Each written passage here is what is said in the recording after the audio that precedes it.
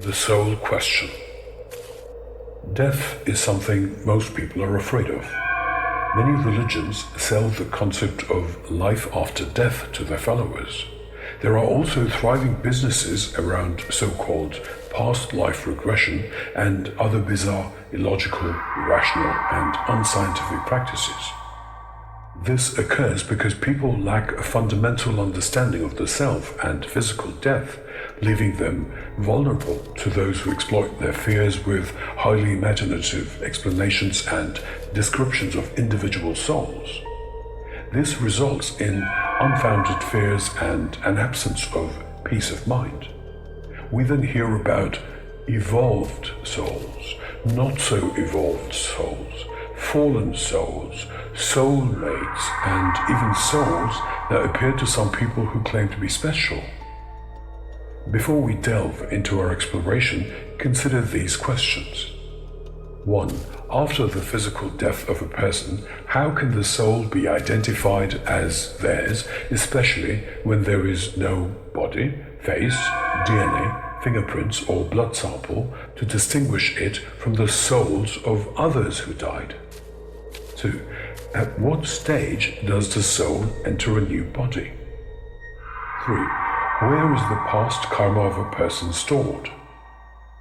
4. A certain spiritualist leader said that souls fight to acquire a human body because birth as a human is the highest. Now, humans use their brains to think, but what is it that formless souls use to think, strategize, and also fight with other souls? 5. To differentiate between my real estate and my neighbors, there is either a wall, fence, or just a line. And to separate my body from that of another, I have an epidermal boundary commonly known as skin. So what is it that separates souls from each other? 6. Most importantly, what are souls made of, and in what state of matter are they?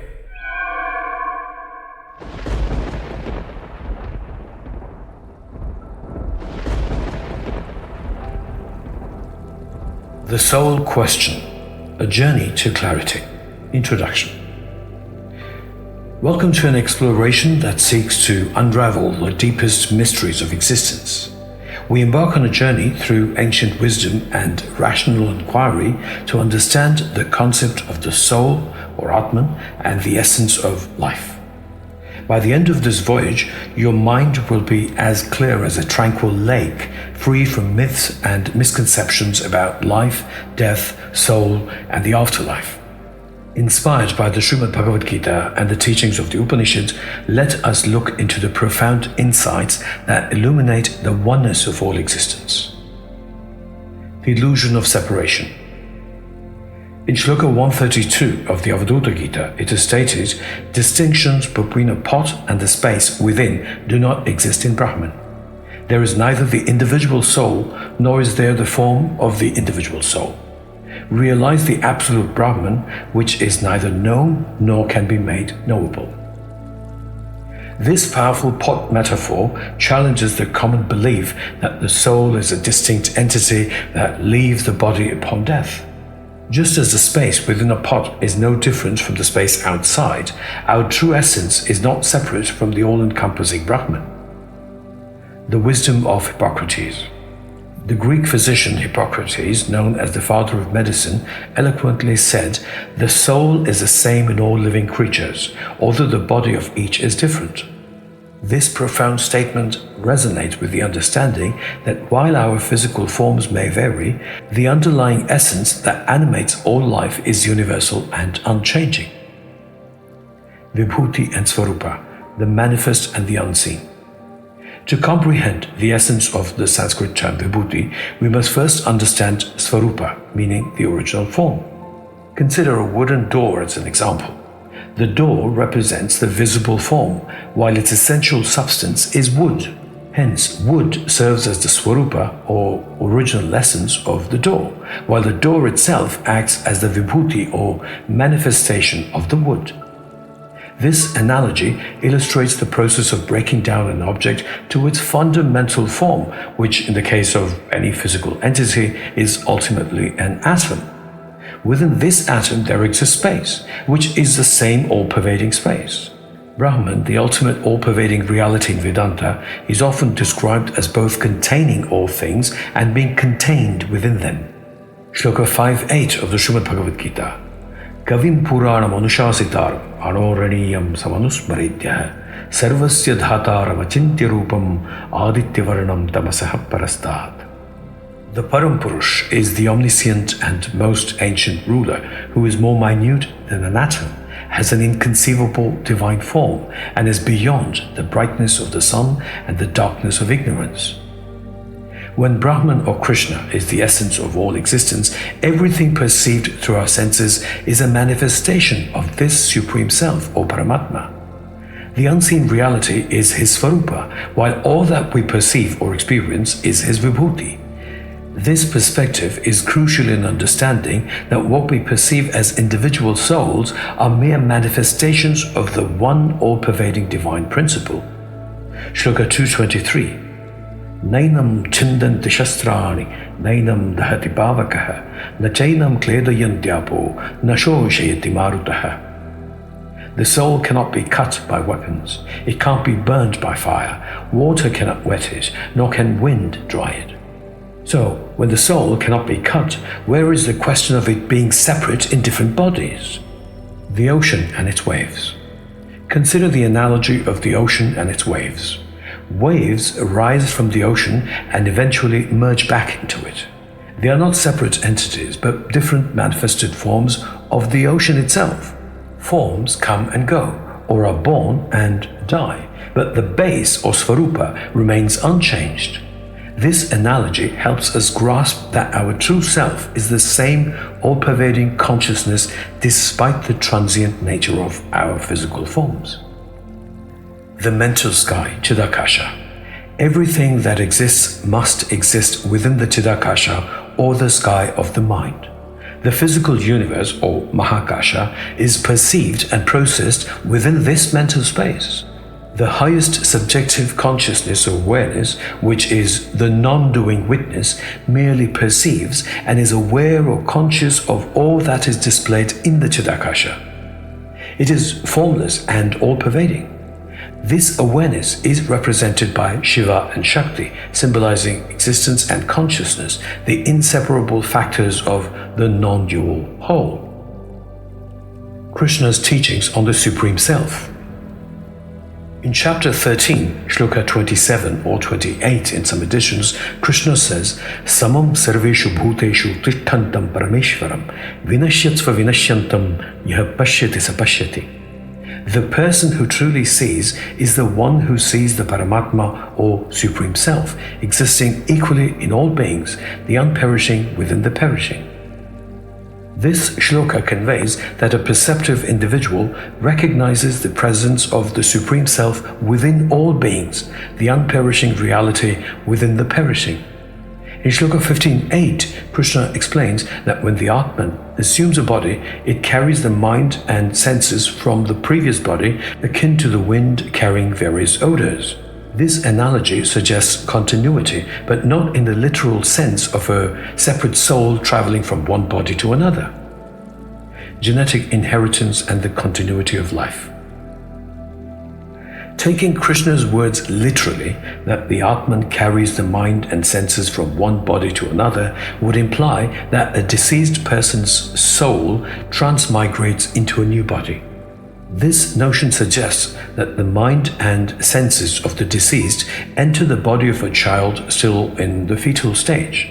While this idea might sound captivating, it lacks logical coherence. In reality, when a child is conceived and its embryo's diploid forms, it receives a wealth of information about physical features, personality traits, life patterns, and talents from both parents and their respective ancestors. Thus, we could say that the term previous body does not relate to a former host body of a soul and its elements, rather it pertains to a person's ancestors who transmit their mind and five senses through genes. The varied amalgamation of inherited genetic information explains the distinctive differences observed even among siblings. Applying the philosophy in our lives. So, how do we apply this philosophy in our lives? The natural principle of cause and effect extends its influence not only over the physical world, but also over our thoughts. Every action begins in the mind. One thought sets the stage for another, creating a chain reaction, thus practicing responsibility consistently with an awareness that every thought, word and deed generates karma serves as a shield, not just for the individual, but also influences the trajectory of future generations descending from them. The cycle of life and death. Every entity, whether living or non-living, existing in space is composed of atoms, each containing its own space. Living beings function as independent organic systems, with the failure of primary organs leading to the cessation of cohesive functioning of the systems. Death marks the end of the body, but not of the essence within every atom. Krishna's discourse on death in chapter 2 likens the shedding of old bodies to discarding worn-out clothes for new ones.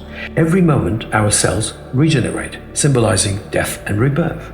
While this might sound inauspicious or unpleasant, the reality is that every moment of our lives has the potential to be our last.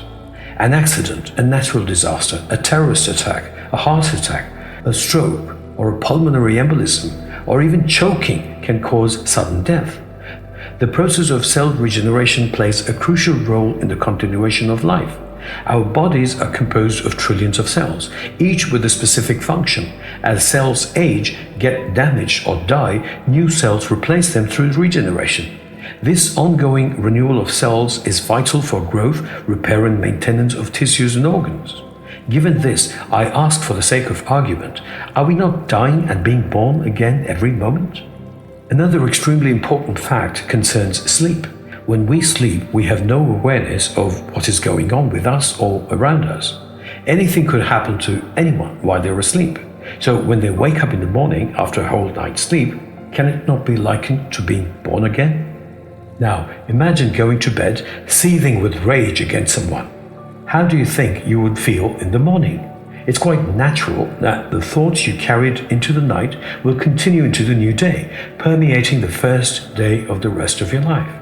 Conversely, if you retire with good and warm thought, you will rise the next day with your mind carrying odors of those positive reflections from the previous night. Why does every newborn baby have their own traits and fundamental nature even before their family has taught them anything at all? How is it that certain children turn out to be child prodigies? It's because of the genetic traits they carry. True devotion and faith. Devotion, as described in the Srimad Bhagavad Gita, is not about religious practices, but about love, loyalty, enthusiasm, and commitment. Think about it. An artist, musician, architect, builder, teacher, doctor, nurse, motorcycle or car racer, gardener, parent who deeply loves his or her children, or anyone who sincerely loves his or her work is automatically devoted to it. In such devotion, the factor of devotion usually used in religion does not exist. This devotion extends to all aspects of life, our roles, relationships, and work. True faith develops from knowledge and experience that something works in a certain way. In this context, faith represents the overall confidence in one's philosophy of life, of course, shaped by inherited traits, upbringing, education, and experiences. The non-dual reality. Ultimately, all existence is one. The perceived differences are mere forms of the non-dual divine principle of existence and awareness. Recognizing this oneness dispels the illusion of separation, leading to a profound sense of peace and clarity. What dies is the individual with a body-based identity, but not the all-pervading self that temporarily manifested in the form of an individual until the moment of the physical body's death. Conclusion. As we conclude this journey, let us embrace the wisdom that our true self is the same all-pervading consciousness manifesting in myriad forms. This understanding, rooted in the Upanishads and the teachings of Krishna, brings clarity and serenity. By recognizing the oneness of all existence, we attain a state of inner calm, free from the myths and misconceptions of life, death, the soul, and the so-called afterlife. Shloka 71 and 72 from the second chapter of the Srimad Bhagavad Gita. Vihaya kama yassarvan pumamscharati nisprahaha nirmamo nirahankaraha sashanti madhigacchati. Isha brahmi sthiti partha nainam prapya vimuhyati sthitvasyamantakaalepi brahma nirvana vrichyati. The person who has renounced attachment to all sense objects lives with no sense of ownership, and he is free from false pride, thus attaining peace. This spiritual state or Brahmi state or Partha removes confusion from the mind. This state of mind of a person at the time of death helps one attain Nirvana, the Supreme Brahman. All is one. You and I are one. What we call you and me are merely seemingly different waves in the ocean of existence. Thank you. Jai Shri Krishna.